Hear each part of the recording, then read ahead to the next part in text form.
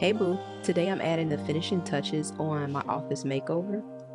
But real quick, I just want to show you how I got my Billy bookcases together. Yes, these are the same Billy bookcases that were in my dining room and in my living room. I had black contact paper on the backs because it matched the wall, but I went ahead and removed it and organized some things, and this is how it turned out. And it's not as pretty as I would like it to be, but when I tell you functional, functional, and everything has a home. I will give you a little mini tour later on in the video, so watch all the way to the end. But yeah, this is how it has turned out, and so far I'm liking it. You really can't go wrong with IKEA's cabinetry. It's always going to come through in a clutch. Now, I didn't mention before, but this rug is from Target, and it is a really, really nice rug. Or maybe I did mention, but I just wanted to tell you about that again. And I also wanted to remind you where we were before. This was a blank white wall, and I decided to install the wallpaper horizontally, not vertical. And this is what we have now. A lot of the things in this room I already had. The only thing that is purchased is the wallpaper and the rug. Now, what is it that I desperately needed and didn't know I needed? Well, it's this reclining chair. Yes. All right, so I picked up this reclining chair from my office. This company sent me. This is the leg. I think it looks really good with the rug. I'll let you know how I feel about the chair. I opened this upside down, so I got the tools last.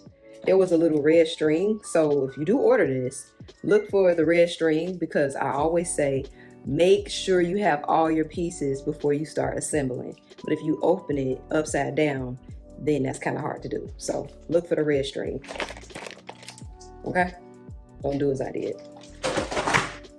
Right, and like always, make sure you lay everything out and you do a nice little thorough check to make sure you have all your pieces, because again, the last thing that you want to do is assemble this thing and have missing pieces, and then you have to send it back. All right, so with everything laid out, I had all my pieces, so it was time to start assembling. All right, step one, assemble the base. I started by attaching the support legs using screws and the little connector that it came with. As you can see, there are 5 legs, which make the base pretty stable. And I don't know, I think the base is kind of cute. It definitely vibes well with the rug. Okay, step 2, attach the backrest. Okay, first I assembled the, I guess you would call it the seat in the back, by screwing in the sides, and that's what allows you to kind of recline once everything is assembled. And once that piece was assembled, or those 2 pieces were connected, then I moved on to the arms. In order to connect the arms, you have to attach them to this little black thing, and then once they are connected, you apply the seat in the back to that little black thing, and then you just tighten it up. There's a little space on the bottom of the seat, and you just want to kind of connect that and then drive a screw and tighten it.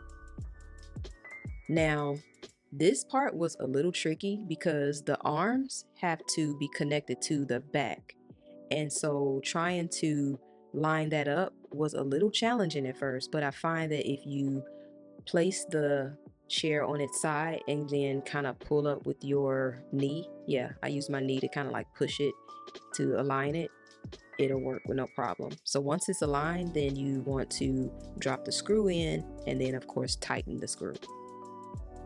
And I love the fact that there's a zipper there, so you do not see the hardware. As you can see, I have to kind of pull the zipper and then, well, I have to unzip it and then kind of pull the faux leather over to get the screw in. But then once that's done, I'll just zip it up and you won't be able to see the hardware.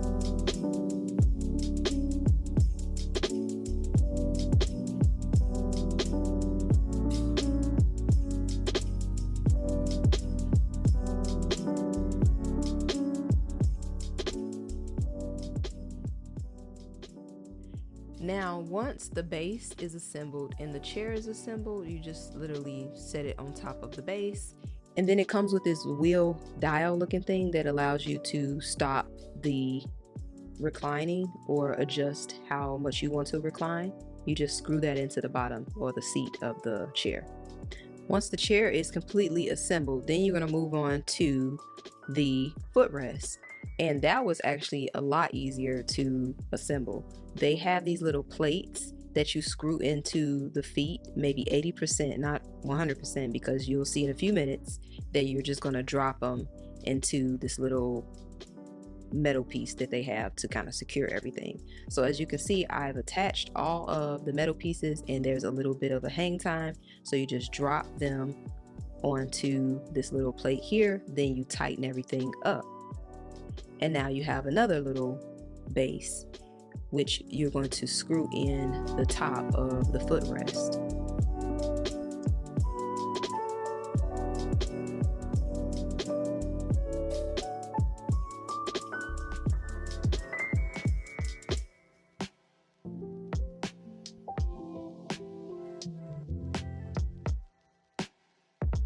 All right, so I went ahead and dropped the little metal piece. Make sure that you are aligning the front pieces. So it'll have like two stickers, one that's on the metal plate and then the other is on the footrest, and just make sure that they both are aligned.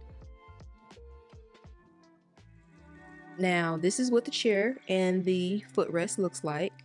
Again, I think it's pretty cool and it vibes so good with the wallpaper, and it's quite unexpected. When they reached out to me and I saw the chair, I was like, actually, that would look pretty cool. Now, I can't lie. I was like, okay, I'll give it a try. And I didn't think I would like the chair. I was like, I mean, I already have a reclining chair, but we'll see.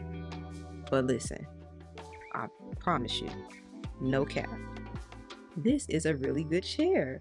Here's what I like about the chair. It does swivel 360 degrees. I do like that the base is sturdy. And I love the fact that there's 5 legs instead of 4, because that it's not going anywhere. It's literally like, you know, grounded. I love how plush the chair feels, but when I assembled it, it didn't have that gaudy or, you know, oversized look. It looks quite sleek, and I was actually surprised by that. It is a faux leather, which is nice, you know, no cruelty to animals over here. And more than anything, I think I just like the fact that it really ties in well with the wallpaper. I mean, come on now. It's a comfortable chair to read in or do some work in, or just close your eyes and, you know, relax. This is actually a really good chair that I didn't realize that I needed, because I have a working desk chair, but you can't recline and like relax in that chair like you can this one. And a recliner just wouldn't do in this space at all.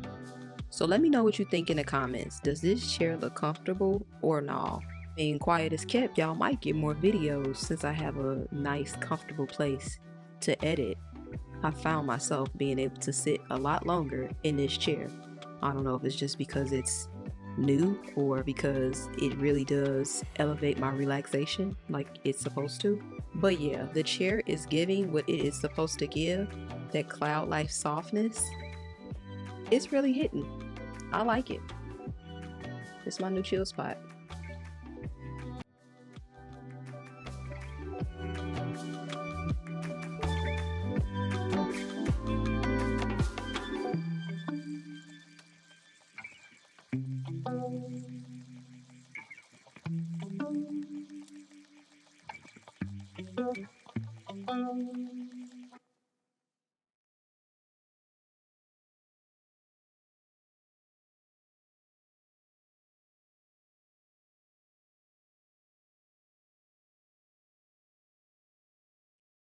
Oh, and the other question I have for you is, do you think that these Alex dressers and Billy bookcases would look good if I added like the darker peel and stick wood, or should I keep it white?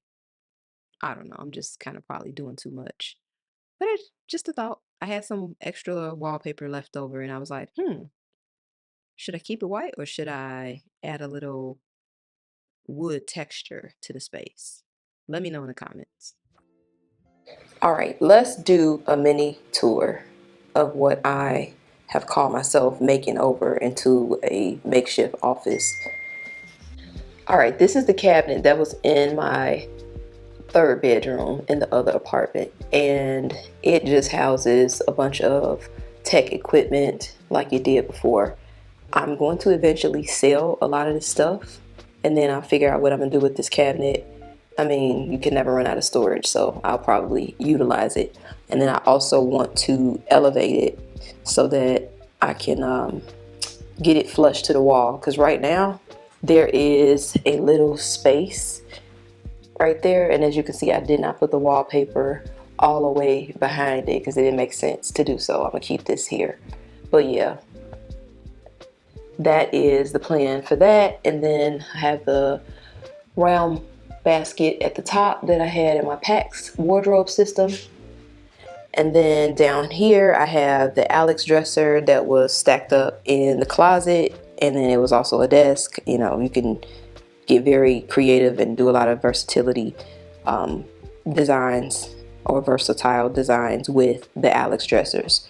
But they're still here going strong, and you know, just housing the same stuff that I've been housing. I need to organize that. And then in here, ooh, don't fall, don't fall. It's about to fall. Yeah, and here it's, like I said, a lot of tech equipment. This is like years worth of stuff. And then, I don't know if you remember, I had the folding desk in the closet a long time ago, and I had it in storage, and I was like, let me bring it because I need another work surface. So that is where this came from, and this is Peel and Stick. This actually has like a wood gray top similar to the floors, but of course I don't want that in here, so that worked out perfectly. Added some coffee table books to get the color that I kind of wanted to bring into the space, and then this lamp that I bought for the kitchen before I moved, which is really perfect for this room or the kitchen here. And then I had this piece of artwork in the other spare bedroom at the other apartment. And then this is my new reclining chair that I actually love. Didn't know I needed it until I got it. Rug is from Target. Chairs from Amazon. I don't know if I mentioned, but the tall storage piece. Focus. Yeah, the tall storage piece is from IKEA, as well as the Alex dressers. And then I had this a long time ago. I think that was like in my bedroom. It's basically a tray, a glass tray. But I thought it was nice to put my books on there. And yeah, the Billy bookcase came with me. The boxes used to be on the Billy bookcase in the dining room in my other apartment. And then I caught myself trying to get rid of these hats, but nobody wanted to buy them. But I actually like these hats. So I was like, I'm glad nobody bought them because I still like them. Sorry, it was a little too bright, but yeah. And I just reconfigured it because these 5 doors, 1, 2, 3, 4, 5, used to be in the dining room on the lower level of the cabinets or the bookcases. And I was like, no, I kind of want some clothes storage, you know? So I added the 4 doors here, then 1 door here, and then left this shelving open. And then the backs were black because I put some Peel and Stick on there, but I was like, no, I just really want to keep it light and airy in here. And then I already had the hardware as well, which is from IKEA. And was it down here? I had this basket on top of this in the other apartment. Now you see why I gotta push that back, because you can actually see it from here, but that's coming. But anyway, yeah, this basket houses all of my workout gear and skate stuff. And then these actually go to the window. But And then right underneath the window, I keep my scooters, which I need to get on because I haven't been. And then on this side of the room is another Alex cabinet, which I purchased when I redid the closet over and made it pink. And I just house my printer there and some pictures. I'm really gonna do something special with this wall. Just you know, need to do it. But my mirror, which is doubling as my dry erase board, because I was gonna go and buy one, but I was like, why? If you have a mirror, just write on the mirror, and it's pretty much the same thing. It erases with no problem. The other thing you can do, which is pretty cool, is you can write on plexiglass, which is what I did here. This is a clipboard, and then I had some double-sided stick tape, and I used the plexiglass from like a frame, and you can just write on it like a dry erase board. See? It should erase right off. See? So yeah, don't be afraid to think outside of the box. Like I said, mirrors can turn into dry erase boards, and plexiglass can be utilized as well. Now, in this Billy bookcase, I decided to keep a lot of like extra decor at the top, and then, you know, like maybe some storage here in these boxes, different notepads and stuff like that. But from here on up, it's just like miscellaneous decor that I just really haven't utilized. And then I kind of showed this, but let me get a little closer. Down here is where I keep all of my books, all of my pens and sticky notepads, any clips or anything like that. Nursing stuff is here. And then these are like new notepads. And then this I really haven't organized because I don't like, you know, let me not say I don't like. I would like it to be more uniform, because right now I just got a black box and then some gray folders. It's really ununified, but it works for now. But yeah, this is just like random papers, printing paper, meal prepping stuff. I think this is like a nursing binder, some stuff like that. So yeah, the goal eventually is to purchase something that is more cohesive and label it. And then over here, I have my more electronic stuff, but this is the stuff that I kind of grab on a daily. So my cameras and stuff are here. Any tripods, clamps, or anything are here. Audio is on this row, and then this is an empty storage box actually. So yeah, I'm not utilizing too much. But yeah, that is my office space as of right now. It's not really big. Don't know if it'll stay as an office. I still need a guest room, so this is temporary. This is literally me just trying to make it feel like home a little bit, and it's starting to feel like it. I'll be honest. I will be honest. I do like the little makeshift setup that I've created in a short period of time, but this chair is so necessary. Like, I can read, I can work on the computer, I could take a quick nap. This is actually a good chair.